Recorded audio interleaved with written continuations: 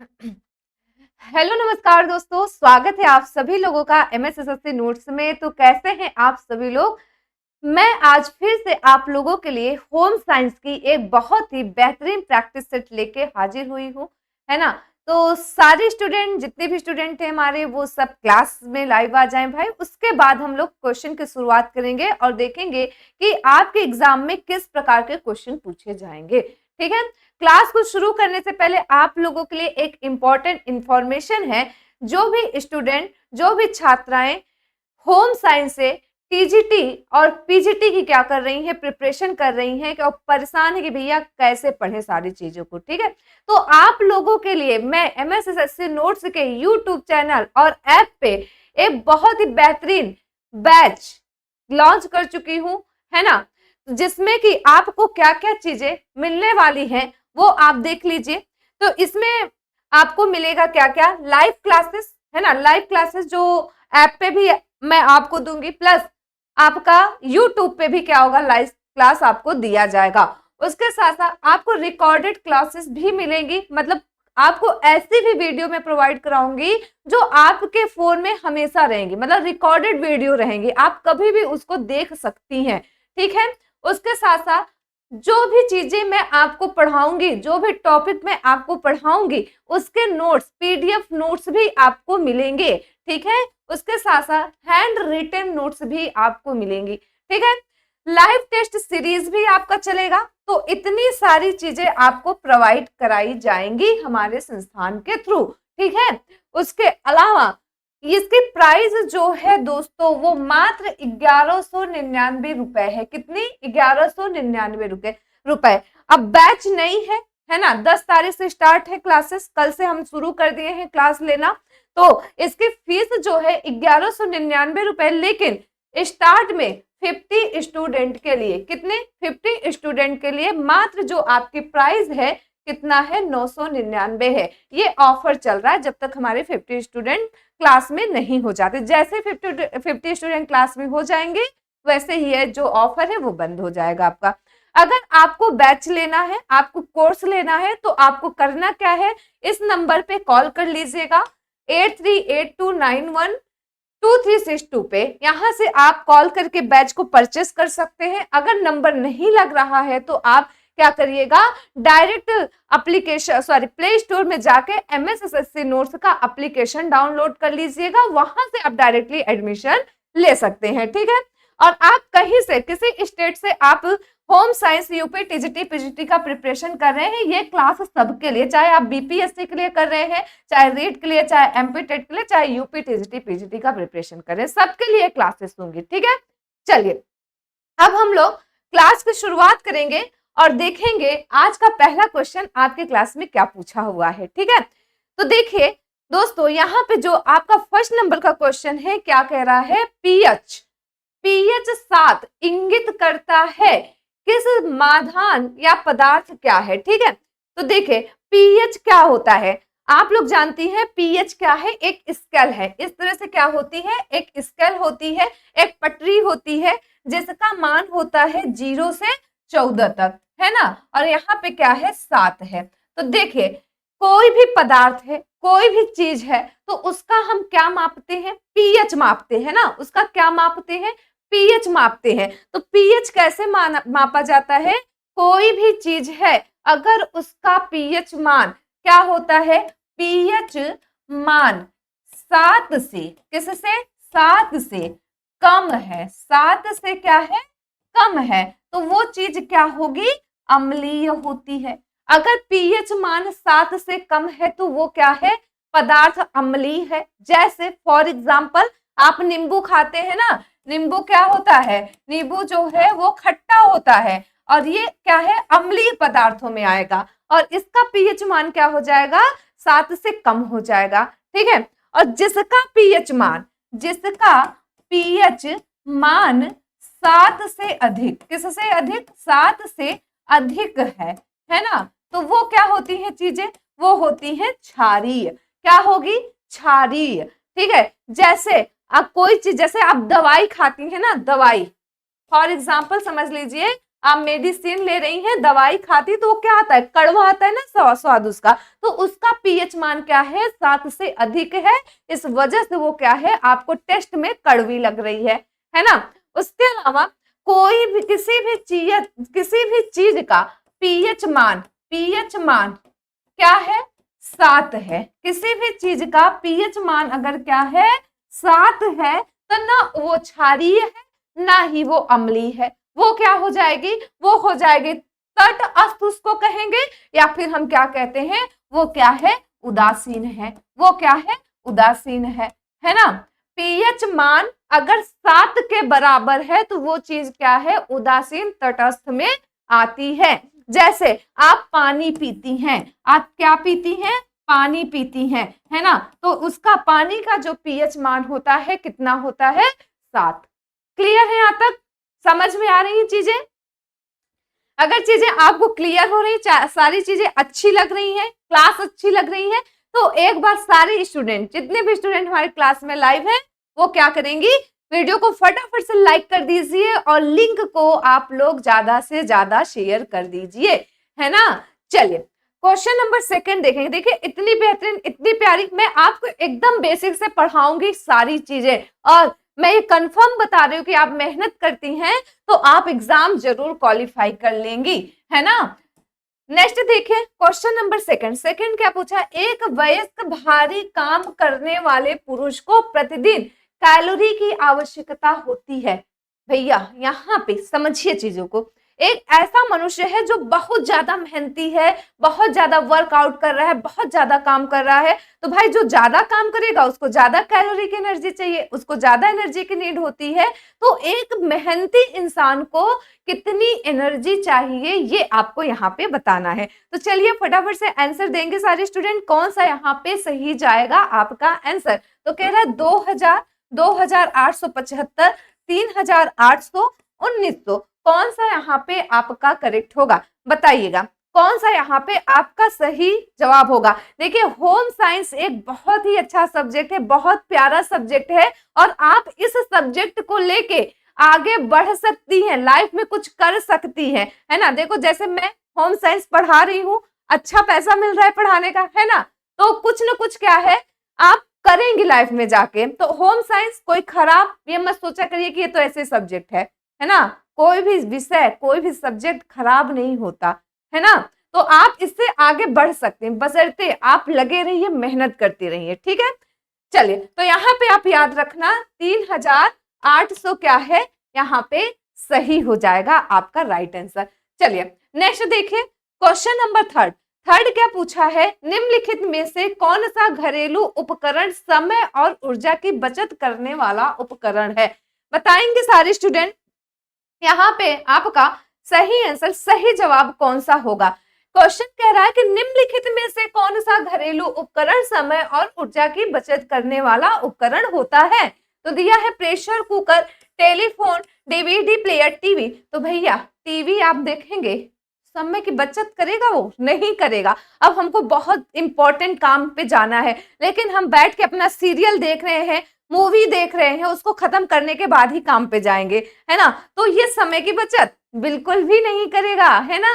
DVD player भी नहीं करेगा। अब बतिया रहे हैं 24 घंटे फोन लगा के कान में प्रॉपर तरीके से, है ना, तो वो क्या हो रहा है, हमारा समय बर्बाद हो रहा है, क्योंकि हमको दूसरा भी काम करना है ना, सिर्फ बात नहीं करनी है। तो बचत कौन करता है, प्रेशर कुकर करता है। कोई चीज कढ़ाई में जब आप बनाएंगी ना, तो उसमें क्या लगता है, टाइम लगता है, लेकिन गाजर का हलवा बनाना है आपको मान लीजिए, तो आप किसका यूज कर रहे हैं, कढ़ाई का यूज कर रहे हैं, तो कढ़ाई में क्या होगा, आपको ज्यादा समय देना पड़ेगा उसको पकाने के लिए। लेकिन आप प्रेशर कुकर में रख दी, सीटी लगा दी, ढक्कन लगा दी, वो 4 सीटी आई, हमारा गाजर का हलवा क्या हो गया, पक के तैयार हो गया, है ना। तो ये क्या करेगा, समय की बचत करता है। चीजें समझ में आ रही, क्लियर हो रही है सबको। अगर क्लियर हो रही तो लाइक फटाफट से कर दीजिए आप लोग। क्वेश्चन नंबर 4 देखिए क्या पूछा है, संतुलित आहार में सामान्यतः कौन सा आवश्यक नहीं है। संतुलित आहार का मतलब क्या हुआ, संतुलित आहार का मतलब क्या होता है। तो देखिए ऐसा आहार, ऐसा भोजन, ऐसा न्यूट्रिशन जो आपको क्या दे, ज्यादा मात्रा में प्रोटीन उससे आपको मिल रहा है, और ज्यादा मात्रा में उससे आपको क्या मिल रहा है, कार्बोहाइड्रेट मिल रहा है, क्या मिल रहा है, कार्बोहाइड्रेट मिल रहा है, और ज्यादा मात्रा में उससे आपको विटामिन मिल रहे हैं, है ना। तो वो क्या है, एक आपका संतुलित आहार हो गया। ऐसी चीज आप खा रहे हैं जिससे आपको पर्याप्त मात्रा में प्रोटीन, कार्बोहाइड्रेट, विटामिन, ये सारी चीजें मिल रही हैं, वो किसमें आती हैं, संतुलित आहार में आ जाती हैं। ठीक है, तो फल और सब्जी क्या है, एक संतुलित आहार है। फल और सब्जी क्या है, एक संतुलित आहार है। सलाद खाती हैं आप, ये क्या है, संतुलित आहार है। आप दाल खा रही हैं, क्या है, संतुलित आहार है।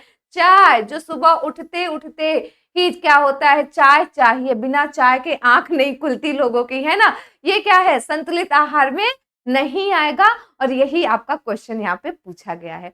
ठीक है, समझ में आ रही है चीजें। जिसको नहीं समझ में आ रहा है वो कमेंट में बताएगा, जिसको नहीं समझ में आ रहा है वो कमेंट करिए कि हाँ भैया हमको ये चीज नहीं समझ में आ रही। अगर क्लास नहीं अच्छी लग रही है तो भी बताइए, क्लास अगर अच्छी लग रही है तो भी बताइए आप लोग। ठीक है, तो डी नंबर का ऑप्शन क्या है यहाँ पे आपका करेक्ट है। चलिए क्वेश्चन नंबर 5, बहुत ही प्यारा, बहुत ही सुंदर क्वेश्चन है। देखिए क्या पूछा है आपसे कि थायराइड ग्रंथ, थायराइड ग्रंथ की बात कर रहा है यहाँ पे, किसे निकलने वाला हार्मोन कहलाता है।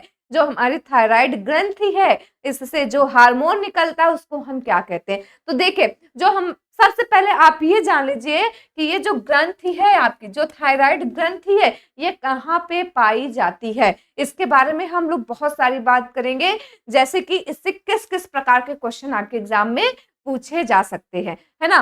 तो देखिए थायराइड ग्रंथ कहाँ होती है, तो याद रखना, पूछता है भैया थायराइड ग्रंथि कहाँ पाई जाती है, तो आप क्या बताएंगे, गले में पाई जाती है। ये कैसे दिखती है, कैसी दिखती है, तो एच शेप की, कैसे शेप की, एच शेप की दिखती है। ठीक है, आकार में इसका जो शेप होता है कैसा होता है, एच शेप का होगा। ठीक है, उसके अलावा ये किस हार्मोन का सिक्रेशन करती है, तो आप याद रखना ये थायरॉक्सिन हार्मोन का सिक्रेशन करेगी। और थायरॉक्सिन हार्मोन जो होता है ये किसका एब्जॉर्प्शन करता है, तो आप याद रखना आयोडीन नमक, आप लोग आयोडीन नमक खाती है ना, तो ये किसका एब्जॉर्प्शन कर लेगा, आयोडीन नमक का एब्जॉर्प्शन कर लेता है। इसके अलावा आप यहाँ पे क्या याद रखेंगी कि अगर हमारे गले में या हमारे थायराइड ग्लैंड में किसकी कमी होती है, आयोडीन की कमी, किसकी कमी, आयोडीन की कमी होगी, तो कौन सा रोग हो जाता है, तो रोग हो जाएगा कौन सा, घेंघा, है ना। घेंघा को हम क्या कहते हैं, ग्वाइटर, ग्वाइटर भी बोला जाता है इसको, जिसमें कि जो हमारी थायराइड ग्लैंड है उसमें क्या आ जाती है, स्वेलिंग आ जाती है, वो अंदर से फूल जाती है और हमारे गले के पास एक उभरा हुआ क्या दिखाई देगा, भाग दिखाई देगा। क्लियर है यहाँ तक, चीजें समझ में आ रही है, क्लास अच्छी लग रही है तो एक बार लाइक कर दीजिए, सब कोई लाइक कर दीजिए, है ना। चलिए क्वेश्चन नंबर 6, अब देखिए फिर से, अब यहाँ पे वही क्वेश्चन आप लोग देख सकती हैं कि फिर से घुमा के पूछा हुआ है कि गले में कौन सी ग्रंथि पाई जाती है, गले में कौन सी ग्रंथि पाई जाती है। तो चलिए अब तो आप लोग को पता है ना इसका आंसर, अब तो आप लोग को पता है ना इसका आंसर, क्यों, क्योंकि हम लोग पिछले क्वेश्चन में इसी का इस ऐसे ही क्वेश्चन को क्या किए हैं, सॉल्व किए हैं। तो बताइएगा यहाँ पे कौन सा सही होगा।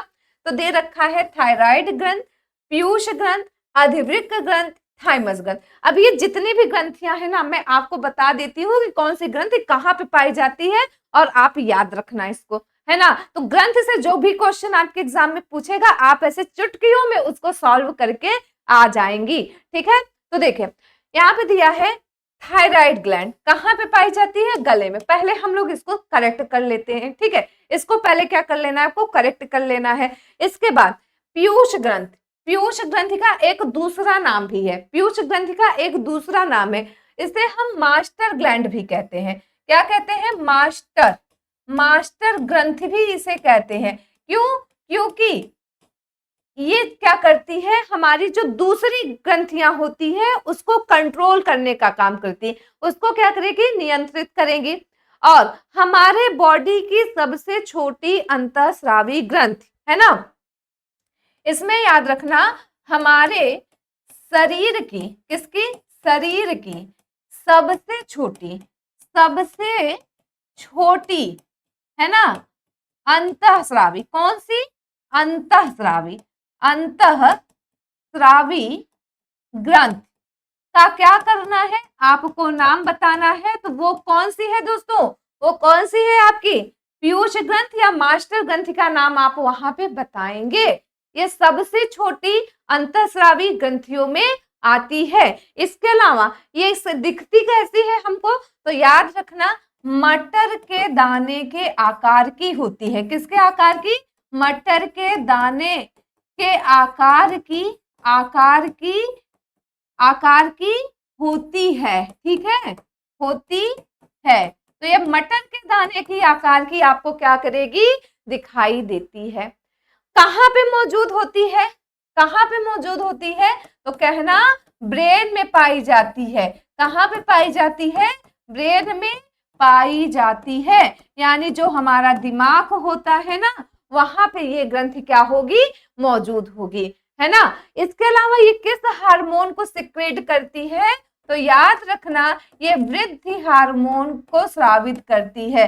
वृद्धि हार्मोन को, वृद्धि हार्मोन को क्या करती है, स्रावित करती है, स्रावित करती है, ठीक है। ये भी आपको याद रखना है। तो ये किसकी कहानी है, ये है पीयूष ग्रंथि की कहानी। इतने पॉइंट आप यहाँ पे इसके बारे में क्या करेंगे, याद रखेंगे। इस ग्लैंड से जो भी क्वेश्चन पूछेगा आप चुटकियों में सॉल्व करके आ जाएंगी, ठीक है। उसके बाद आपकी अधिवृक्क ग्रंथ, अधिवृक्क को हम कहते हैं एड्रेनल ग्लैंड, एड्रेनल ग्रंथ भी इसे कहा जाता है। ये किसका सिक्रेशन करती है, एड्रेनेलिन हार्मोन का, किसका, एड्रेनेलिन हार्मोन का क्या करेगी, ये सिक्रेशन करेगी, है ना। इसके अलावा ये जो हार्मोन है, ये जो हार्मोन है किसको कंट्रोल करता है, तो दिल की धड़कन, जो दिल की धड़कन चलती है ना, उसको कंट्रोल करने का काम किसका है, एड्रेनलिन हार्मोन का। और ये जो अधिवृक्क ग्रंथि है, जो एड्रेनल ग्लैंड होती है, कहाँ पे पाई जाती है, तो याद रखना किडनी के ऊपर, किडनी के ऊपर, दोनों किडनी के ऊपर प्रेजेंट होती है ये एड्रेनल ग्लैंड, ठीक है। अब लास्ट में आपका क्या बच रहा है, यहाँ पे थाइमस ग्रंथ, क्या बच रहा है, थाइमस ग्रंथि बच रही है। ये कहाँ पे होती है, सीने में, सीने में पाई जाती है, सीने में पाई जाती है। और क्वेश्चन पूछेगा ऐसी कौन सी ग्रंथि है जो ओल्ड एज आते आते, वृद्धावस्था आते आते पूरी तरह से गायब हो जाती है, तब आप बताएंगे थाइमस ग्रंथि है। कौन सी ग्रंथि है, थाइमस ग्रंथि है। ये हमारी इम्यून सिस्टम को मजबूत रखती है। क्लियर है यहाँ तक। तो जिसको भी स्क्रीनशॉट लेना है, चीजें दिख रही हैं, आप स्क्रीनशॉट आराम से ले सकते हैं और इन सारी चीजों को नोट कर सकते हैं। और हाँ, जब मेरी क्लास चला करे ना, या कोई भी क्लास आप देख रही है, कहीं पे भी देख रही है, तो कॉपी पेन लेके बैठा करिए, है ना। कॉपी पेन क्या करना है, आपको लेकर बैठना है, जिससे कि आप चीजों को नोट करते चलिए, एक एक पॉइंट को नोट करते चलिए, इससे आपको चीजें ज्यादा क्लियर होंगी। क्वेश्चन नंबर 7 देखिए, क्वेश्चन नंबर 7 आपका क्या पूछा है, अंतःस्रावी ग्रंथियां होती हैं, कैसी होती हैं। तो देखिए, जो ग्रंथि है ना हमारे बॉडी में कितने प्रकार की होती है, 3 प्रकार की होती है। कितने प्रकार की होंगी, 3 प्रकार की। कौन कौन सी, एक होती है बहिस्रावी, कौन सी, बहिस्रावी ग्रंथि है पहली, ठीक है। दूसरी ग्रंथि जो है वो है अंतःस्रावी, दूसरी ग्रंथि कौन सी है, अंतःस्रावी, ठीक है, ग्रंथि होती है। और तीसरी कौन सी होती है, वो होती है मिश्रित ग्रंथ, है ना, वो कौन सी है, मिश्रित ग्रंथि है, ठीक है। तो ये 3 ग्रंथियां होती हैं हमारे शरीर के अंदर। और बहिस्रावी ग्रंथि किसे कहते हैं, जो एंजाइम किसका सिक्रेशन करे, एंजाइम का सिक्रेशन करे, ठीक है, एंजाइम का सिक्रेशन करे, वो बहिस्रावी ग्रंथि है। अंतःस्रावी ग्रंथ जो हार्मोन का सिक्रेशन करे, किसका, हार्मोन को स्रावित करे, वो क्या है, अंतःस्रावी ग्रंथि है। उसके अलावा याद रखना जो जूस हार्मोन है ना, हार्मोन और एंजाइम, एंजाइम सबका सिक्रेशन करे, सबको स्रावित करे, वो है हमारी मिश्रित ग्रंथ। जैसे पेनक्रियाज, अग्नाशय क्या है, एक मिश्रित ग्रंथ में आती है। ठीक है, क्लियर है यहाँ तक सभी को? तो यहाँ पे आपका पूछा है कि अंतःस्रावी ग्रंथियां होती कैसी हैं, नलिका विहीन होंगी या उसमें नलिकाएं पाई जाएंगी। ठीक है, तो यहाँ पे दिया है नलिका युक्त या नलिका विहीन। यहाँ पे सी वाला ऑप्शन सही करिएगा आप लोग।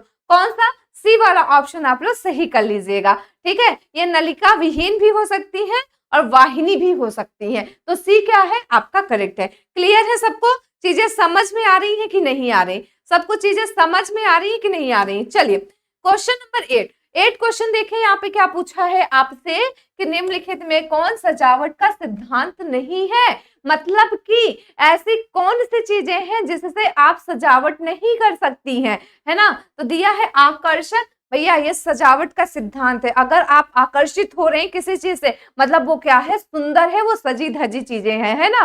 नेक्स्ट दिया अनुरूपता, अनुपात या संतुलन। तो यहाँ पे आप क्या याद रखेंगे, आकर्षक, अनुरूपता, अनुपात या संतुलन। 4 ऑप्शन है आपके सामने और चारों में से कौन सा ऑप्शन आपका सही होगा सारे बच्चे बताएंगे भाई। तो यहाँ पे आप अनुपात को याद रखना। किसको? अनुपात को याद रखना। यहाँ पे सी नंबर का ऑप्शन क्या है आपका करेक्ट है। ठीक है, चलिए क्वेश्चन नंबर 9 देख लीजिए। 9 क्या पूछा है, निम्न में से किसे गर्म रंग माना जाता है? निम्न में से ऐसा कौन सा रंग है जो गर्म कहलाता है, गर्म होता है पूरी तरह से? नीला, पीला, हरा या लाल?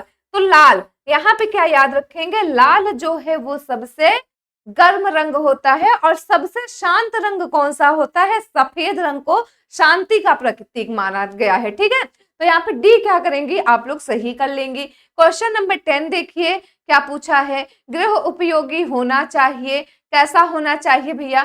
घर में जो सामान यूज होते हैं वो कैसे होने चाहिए? सुंदर होने चाहिए, आकर्षक, या फिर दिया है महंगा होना चाहिए, हल्के होने चाहिए, उपयोगी होने चाहिए? तो यहाँ पे आप याद रखिएगा कौन सा सही होगा, कौन सा सही होगा, कमेंट सेक्शन में सबको ही बताएंगे, है ना? तो सी नंबर का ऑप्शन जो है ये आपका राइट है। सी नंबर का ऑप्शन क्या है यहाँ पे राइट है ना? चलिए क्वेश्चन नंबर 11 देख लीजिए आप लोग। क्या पूछा है कि निम्न में से कौन सा सजावट में उप साधन के एक प्रकार है? एक प्रकार नहीं है। ठीक है, उप साधन के एक प्रकार नहीं है, बताइएगा कौन सा सही होगा। दिया है पर्दे, पुष्प, बाल या फर्नीचर। तो भैया सजावट पूछा है ना आप लोगों से, क्या पूछ रहा है? सजावट पूछ रहा है और इसके उपसाधन नहीं है, तो अपने दिमाग का यूज करिए आप लोग और बताइए यहाँ पे कौन सा सही होगा। फटाफट से आंसर दीजिए सब कोई, है ना? तो देखिए जो बाल होता है ना ये नहीं है उपसाधन। ठीक है, तो यहाँ पे सी क्या करेंगे आप सही कर लेंगे। चलिए क्वेश्चन नंबर 12 देखिए। 12 क्या पूछा है आपसे, एरिक एरिक्सन ने वृद्धावस्था को कौन सी अवस्था कहा है? ये जो थे आपके एक साइंटिस्ट एरिक एरिक्सन, इन्होंने वृद्धावस्था को कौन सी अवस्था कहा है बताइएगा। तो दिया है संपूर्णता बनाम निराशा, या फिर उत्पादकता बनाम स्थिरता, या फिर स्वायत्त बनाम शर्म, विश्वास बनाम अविश्वास। कौन सा यहाँ पे सही होगा? जिसको भी पता है वो कमेंट सेक्शन में आंसर बताते चलेंगी, है ना? चलिए बताइएगा यहाँ पे कौन सा सही होगा। ठीक है, तो देखिए एरिक एरिक्सन जो थे इन्होंने वृद्धावस्था को एक ऐसी अवस्था कही है जिसमें कि विश्वास जो होता है उसकी कमी होने लगती है, उसके साथ साथ आप में चिड़चिड़ापन आएगा, वृद्धावस्था के साथ साथ चीजें अच्छी नहीं लगेंगी, है ना? तो इन्होंने एक निराशा, पूरी तरह से निराशा का अवस्था बता दिया है, संपूर्णता बनाम निराशा। इस अवस्था में आप निराश होने लगते हैं कि इस दुनिया में अब तो हमारा कोई नहीं है, हम अकेले हैं, ना तो हमारे बच्चे हैं, ना तुम्हारा परिवार है, एज बढ़ती जाती है, चिड़चिड़ापन आता जाता है ना? तो इसमें एक निराशा आती है इस अवस्था में। ठीक है, चलिए क्वेश्चन नंबर 13 क्या पूछा है आपसे, कह रहा है कि बुजुर्गों की सामाजिक आवश्यकताओं को पूरा करने के लिए एक आदर्श वृद्धाश्रम होना चाहिए। तो ये वृद्धा आश्रम क्यों होना चाहिए? ठीक है, जो बूढ़े लोग होते हैं, जो बेचारे बुजुर्ग हो जाते हैं, है ना, उनकी सामाजिक आवश्यकताओं को पूरा करने के लिए, घरेलू नहीं, आर्थिक नहीं, यहाँ पे सामाजिक आवश्यकताओं की बात कर रहा है। ठीक है, इसको पूरा करने के लिए एक आदर्श वृद्धाश्रम होना चाहिए। क्यों? तो कह रहा है कि चिकित्सा व स्वास्थ्य देखभाल की सुविधा के लिए, क्यों? क्योंकि उनको मेडिसिन वगैरह वहां पे मिलेंगी इस वजह से, या फिर पोषण संबंधी योजना, उनको भरपूर मात्रा में भोजन खाने पीने की चीजें मिलेंगी इस वजह से, या फिर सुरक्षा एवं बचाव या स्वयं की आयु वर्ग की संगत। तो यहाँ पे देखिए क्या पूछा है आपसे कि सामाजिक आवश्यकताओं को पूरा करने के लिए वृद्ध लोगों को, ओल्ड एज के लोगों को क्या चाहिए? एक दूसरे का साथ, उनके वर्ग के ही लोग चाहिए, है ना। तो स्वयं की आयु के वर्ग की संगत के लिए ये बनाया जाना चाहिए, ठीक है। तो डी क्या है यहाँ पे आपका करेक्ट है, सही जवाब हो जाएगा। आप लोग खुद का आकलन करिए, देखते चलिए, मिलाते चलिए कि आज की क्लास में आपके कितने क्वेश्चन सही जा रहे हैं, ठीक है। चलिए क्वेश्चन नंबर 14 देखेंगे सब कोई। क्या पूछा है? वृद्धावस्था में वृद्धों की को किसके सामंजस्य स्थापित करना होता है? किसके साथ भैया? ओल्ड एज के लोग जो है उनको किसके साथ सामंजस्य स्थापित करने की क्या होती है? जरूरत होती है। तो दिया है आर्थिक स्थिति से, यानी पैसे की बात यहाँ पे कर रहा है। आर्थिक स्थिति से सामंजस्य स्थापित करने की जरूरत है उनको, या फिर सामाजिक, जो समाज में लोग रह रहे हैं उनके साथ, या फिर शारीरिक स्थिति से, उनका जो खुद का स्वास्थ्य है, जो उनके शरीर की स्थिति है उससे, या फिर इन सभी से। चलिए बताइए, जिसको भी इस क्वेश्चन का आंसर पता है वो कमेंट सेक्शन में बताएंगी कौन सा यहाँ पे सही हो जाएगा। बताएंगे सारे लोग यहाँ पे कौन सा सही हो जाएगा, है ना। बहुत अच्छा क्वेश्चन है ये आपका, बहुत ही सुंदर क्वेश्चन है। तो यहाँ पे आप याद रखिएगा कि जो चारों ऑप्शन दिए हैं इनमें से सभी, यानी कि डी नंबर का ऑप्शन आपका क्या है? करेक्ट हो जाएगा। चलिए क्वेश्चन नंबर 15 देखिए। 15 क्या पूछा है? वृद्ध मानसिक रूप से स्वयं को अनुभव करते हैं। कैसा अनुभव करेंगे भाई वो लोग? बहुत ही बढ़िया क्वेश्चन है ये भी। वृद्ध लोग जो है वो मानसिक रूप से स्वयं को कैसा अनुभव करते हैं?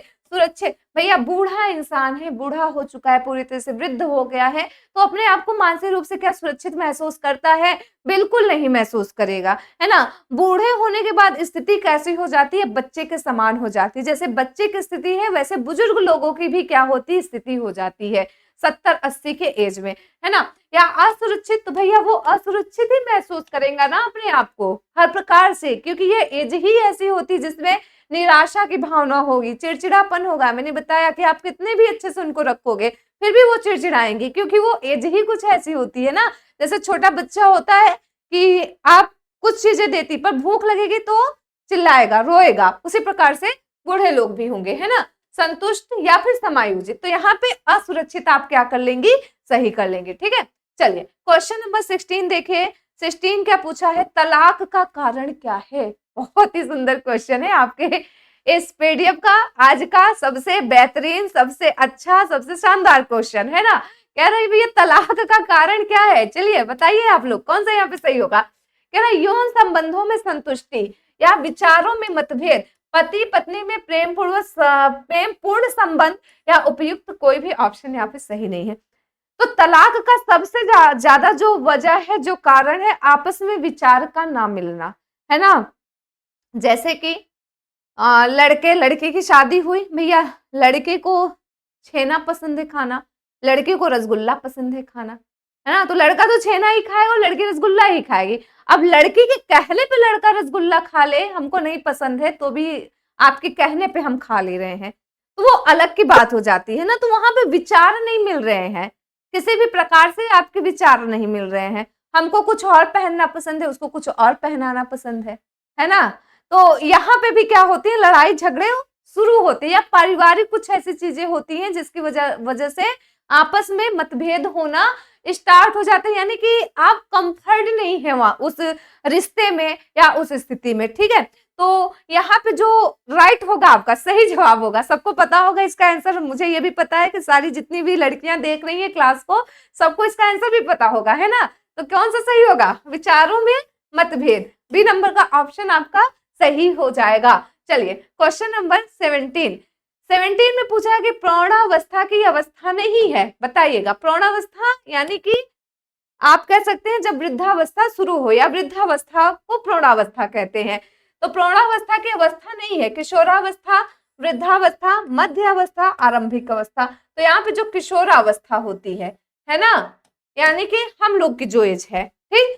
तो ये किसमें नहीं आएगा, किस अवस्था में, पूर्णावस्था, किशोरावस्था में नहीं आता है। क्लियर है। चलिए क्वेश्चन नंबर 18 क्या पूछा है कि निम्न में से कौन मादा प्रजनन प्रणाली का भाग नहीं है ना। तो मादा प्रजनन प्रणाली में क्या क्या चीजें आती हैं, तो गर्भाशय आएगा, गर्भाशय आता है, बिल्कुल आता है। डिंब वाहिनी जहां पे निषेचन की क्रिया होगी वो भी आएगा, है ना। अंडाशय यानी हमारे अंदर 2 अंडाशय होते हैं, ओवरी भी आती है। आता क्या नहीं है, शुक्रवाहिनी। शुक्रवाहिनी किसमें होती है, पुरुष में पाई जाती है, ना कि महिला में। शुक्रवाहिनी, टेस्टिस इसको इंग्लिश में बोला जाता है, जो शुक्राणु का निर्माण करे वो होती है शुक्रवाहिनी। किसमें होती है, मेल में होती है, ना कि फीमेल में। ठीक है। चलिए क्वेश्चन नंबर 19 देखिए क्या पूछा है, महिलाओं में कितने अंडाशय होते हैं, बताइएगा। जो महिलाएं हैं इनमें कितने अंडाशय पाए जाती हैं। मैंने अभी बताया थोड़ी देर पहले आपको कि हमारे अंदर कितने अंडाशय होते हैं, 2 होते हैं। ओवरी, इसको हम क्या कहते हैं, ओवरी कहते हैं, है ना। क्या कहते हैं, ओवरी कहते हैं। ओवरी की संख्या कितनी होती है हमारे अंदर, 2 होती है। ये क्या बनाएगी, अंडाणु बनाती है। क्या बनाती है, अंडाणु बनाती है ना। और एक ओवरी एक टाइम में हमारी एक ही ओवरी काम करती है, मतलब कि 15 दिन एक ओवरी अंडे का निर्माण करेगी और 15 दिन के बाद 16वें दिन से दूसरी ओवरी क्या करती है, दूसरी ओवरी क्या करेगी, अंडे का निर्माण करेगी, है ना। तो 15-15 दिन ये काम करती है, 15 दिन एक ओवरी काम करेगी, 15 दिन एक ओवरी काम करती है। और 2 होती है और दोनों अंडे बनाएंगी, है ना। दोनों क्या बनाती है, ओवम बनाती है। क्लियर है। चलिए क्वेश्चन नंबर 20 क्या कह रहा है, निम्न में से कौन सा हार्मोन, है ना। 20 में कह रहा कि निम्न में से कौन सा हार्मोन पीयूष ग्रंथि से स्रावित होता है। पीयूष ग्रंथि से कौन सा हार्मोन स्रावित होता है, तो दिया है जैसे आपका यहाँ पे वृद्धि हार्मोन, टेस्टोस्टेरॉन, एस्ट्रोजन या फिर थायरॉक्सिन। तो पीयूष ग्रंथि हमने बताया कहाँ पे मौजूद होती है, ब्रेन में होती है ना। हमारे बॉडी की सबसे छोटी ग्रंथि में आएगी और ये क्या स्रावित करती है, वृद्धि हार्मोन को स्रावित करती है। टेस्टोस्टेरॉन का सिक्रेशन कहां से होता है, शुक्रवाहिनी से होता है। कहां से, टेस्टिस से होता है। ठीक है। टेस्टेरोन हार्मोन का सुकरण ये पुरुष जनन हार्मोन में आएगा, किसमें, पुरुष जनन हार्मोन में। एस्ट्रोजन महिला जनन हार्मोन होता है, फीमेल सेक्स हार्मोन में आता है। और थायरॉक्सिन थायराइड ग्लैंड से निकलता है। तो यहाँ पे आप ए नंबर का ऑप्शन सही कर लेंगे। ठीक है। तो आज की क्लास में हम लोग पूरे 20 क्वेश्चन सॉल्व किए हैं। 20 में से आपके कितने क्वेश्चन सही हुए हैं आप लोग काउंट करिएगा और बताइएगा कमेंट सेक्शन में कि मैम हमारे इतने क्वेश्चन सही हुए हैं। और इसी प्रकार से आपकी होम साइंस की जो क्लास है भैया लाइव क्लास डेली चलती रहेगी यूट्यूब पे। बाकी जो बैचेस चल रही हैं वो ऐप पे चल रही हैं। 10 तारीख से हम बैच स्टार्ट कर दिए हैं आपकी, यानी कल से शुरू हो गई है क्लास। और अभी उसकी प्राइस 1199 है, लेकिन 50 स्टूडेंट के लिए मैं ऑफर रखी हूँ 999 रुपए। अगर 50 स्टूडेंट हमारे हो जाते हैं उसके बाद उसका जो प्राइस रहेगा 1199 रहेगा। अभी 999 है। ठीक है। तो क्लास कैसे लगी ये भी आपको कमेंट सेक्शन में बताना है। बाकी मिलते हैं नेक्स्ट क्लास में और भी बेहतरीन और भी सुंदर और भी मजेदार क्वेश्चन के साथ। तब तक सभी को थैंक यू सो मच, धन्यवाद, जय हिंद।